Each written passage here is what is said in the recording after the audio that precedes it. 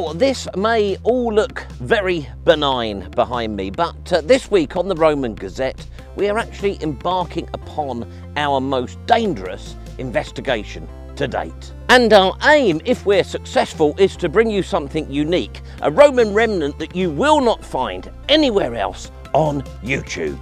If successful, this will be a triumph for YouTube antiquarianism. If not, then we'll have to describe it in YouTube terminology as an epic fail. Oh, and lest you're concerned, after last week's nose-related embarrassment, I've asked the makeup department, Mrs. WC21 UK Productions Limited, to make sure that that doesn't happen again. So she has supplied me with this old lady's compact. To bring you footage of this amazing Roman survival, I am going to have to head off out into bleak, remote, trackless, boggy moorland. The most direct route by my calculation is going to be something like 3.5 to 4 miles. Obviously I may get lost, but this will enable you to enjoy it from the comfort of your own devices. Now, it has just occurred to me that for this adventure I'm about to embark upon, the wearing apparel is entirely inappropriate. So I'm going to need to change into something more suitable. For those of you of a certain vintage, according to my analytics, that's all of you, you may well recognise the technique I'm about to employ.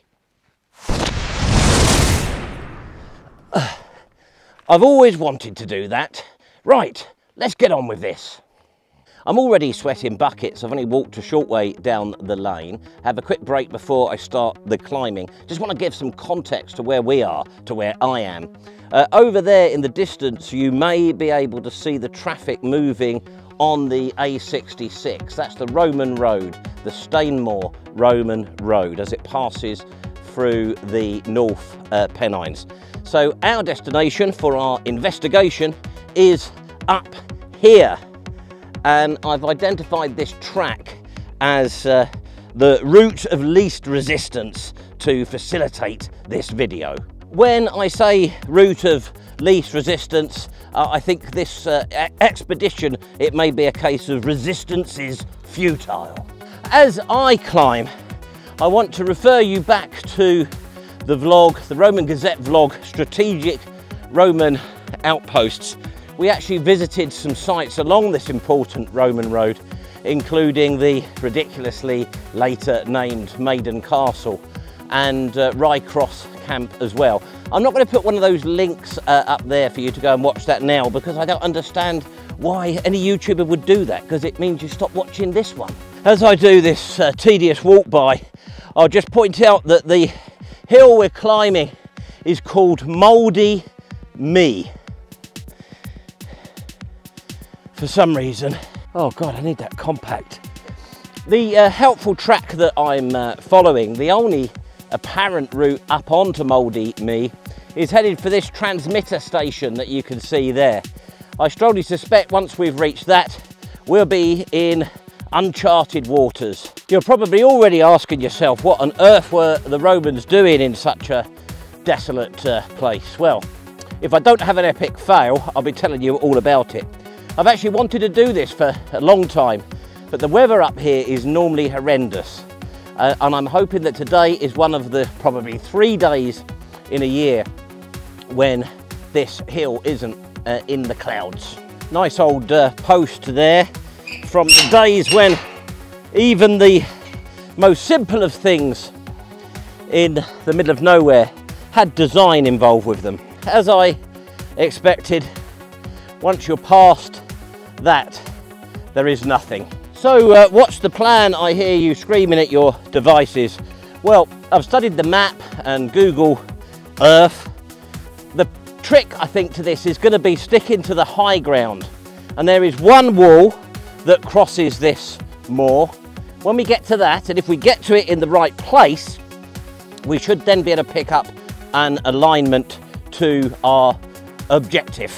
I've reached the wall line, which is the only real distinguishable feature up on this barren moorland. I had considered coming up this way and using the wall as a sort of like a handrail, but having crossed there at that gate, I'm glad that I didn't, because it's a bog fest. I don't suppose for one moment you thought you'd spend your evening watching an old chap lost on the moors with a lady's compact, but there you go, that's YouTube for you.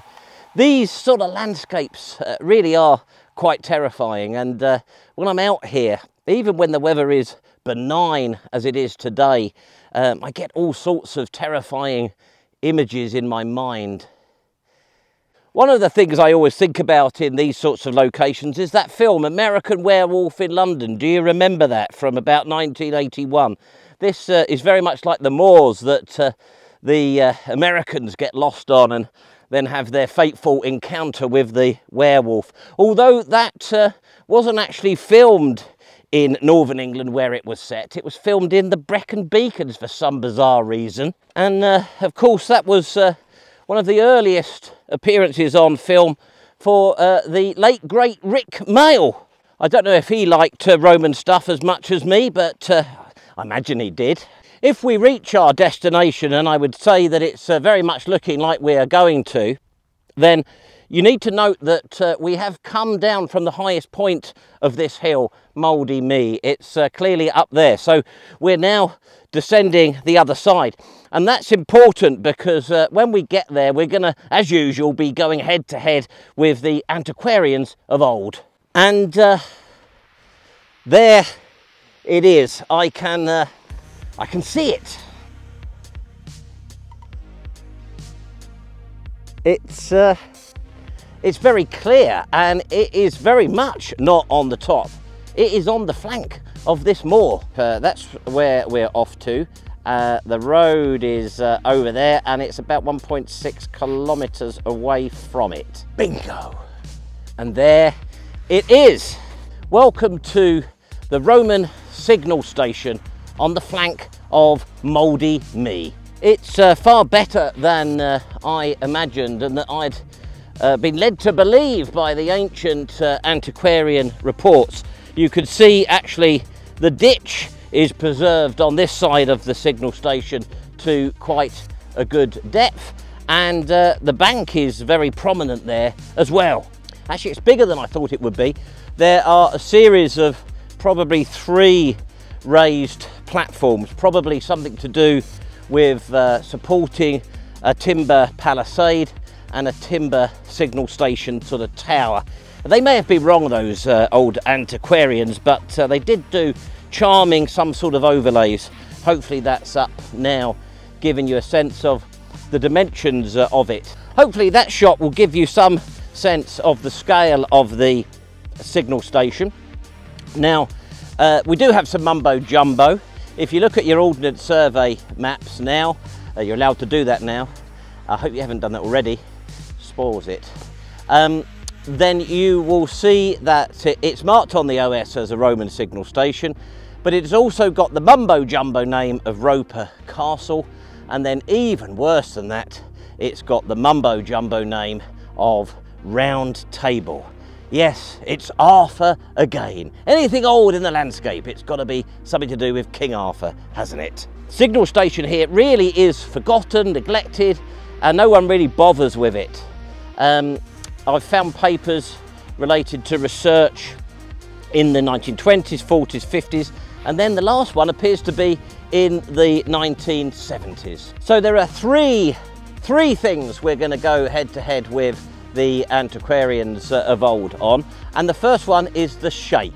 As you may have already detected, the signal station appears to be ovoid. In fact, I was going to call this vlog Ovoid Roman Signal Station, but I thought dangerous Roman investigation was more likely to pick up some views. Back in the 20s and I think the 40s, there was a Dr. Richmond and a Mr. Farrer, and the ovoid shape really annoyed them because they were of the view that the Romans only ever built things in sub-rectangular, square sort of dimensions. But I think that Dr. Richmond and Mr. Farrer, or is that the other way round? Doesn't matter. I think they're getting their knickers in the twist. They were getting their knickers in a twist unnecessarily about this.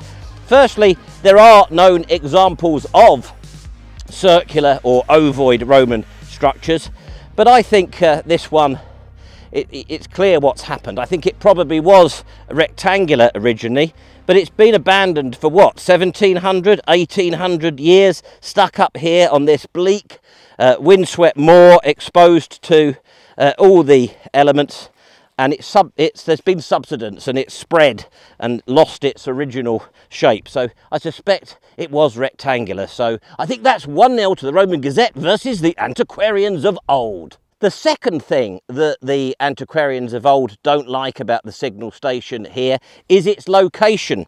It really bothered them that the signal station is not up there on the top of the hill. And they sort of talk in their papers as if the Romans made some sort of sloppy mistake.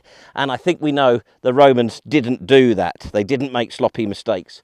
The reality is the location is perfectly chosen, pinpoint precision in its location. If we look that way, then Maidencastle, the fortlet there, just above the Roman road, is perfectly captured in a notch in the hills there. And then if we look down there, right the way down there to the east, we are perfectly aligned with the signal station at Bowesmoor. So it's very clear to me that unlike the Maidencastle fortlet and Bowesmoor, which as well as being signal stations had other functions, this is purely here as a signal station, and it's a triangulation point from Maidencastle to Bowesmoor. I don't know what's so complicated about that, but anyway, I think that's 2-0 to the Roman Gazette. The third thing that the antiquarians don't like is that there's not a Roman road. Hopefully you can see the signal station up there. It has been identified that down here, and I think this is it, around about here, there is the remains of an Iron Age trackway sort of passing about 20 or 30 metres below the signal station. And the antiquarians back in those days felt that the Romans would never use an old road. They would never use the previous roads that were there. But I think we do now know that they did. So that's 3-0 to the Roman Gazette. Actually, this might be the Iron Age track, a little bit closer, but there is a sort of a surface, and there's even a stone there. So perhaps this is the Iron Age route that the Romans very pragmatically used. A fabulous success for YouTube antiquarians versus the rigid and dogmatic antiquarians of the past. You can easily deal with their objections. And we've also brought you unique footage of a fabulous Roman site that you will not find elsewhere on YouTube. I do apologise about the amount of sweat that you would have seen in this video, and also the use of an old lady's compact, but hopefully you will agree that that was a price worth paying to see such a fantastic site. I hope you have enjoyed that, and if you haven't already, you will like and subscribe. You will like and subscribe. I'm going to pack up now and do the long slog back to the car. I'll meet you there. What the?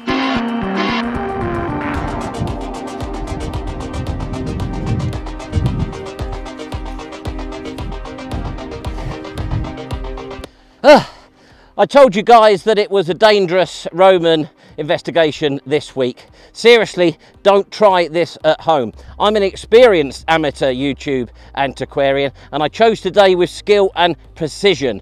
Normally, this place is in the clag, thick in the clag. So can you imagine trying to find Ropercastle in those sort of conditions? So you just carry on watching me on your devices. I'll take all the risks. Finally back at the car, and all it remains for me to do, celebrate my triumph, obviously, for YouTube antiquarians. But for a smooth ending, I'm going to go over there. I need to change into some appropriate wearing apparel for the journey home. So I'm going to go over there, start the old Wonder Woman thing off again, and then sort of cut it for a seamless ending as I'm doing that. So here goes. Oh, it feels different this time.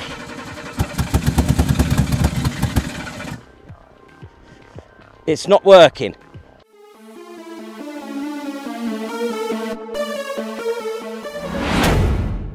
This is the bit at the end where we try to entice you to watch some more of our content. I'll put a link here for Strategic Roman Outposts, an earlier vlog that relates to this one. We go to the Maiden Castle, a fortlet that was part of the triangulation signal system in conjunction with Ropercastle.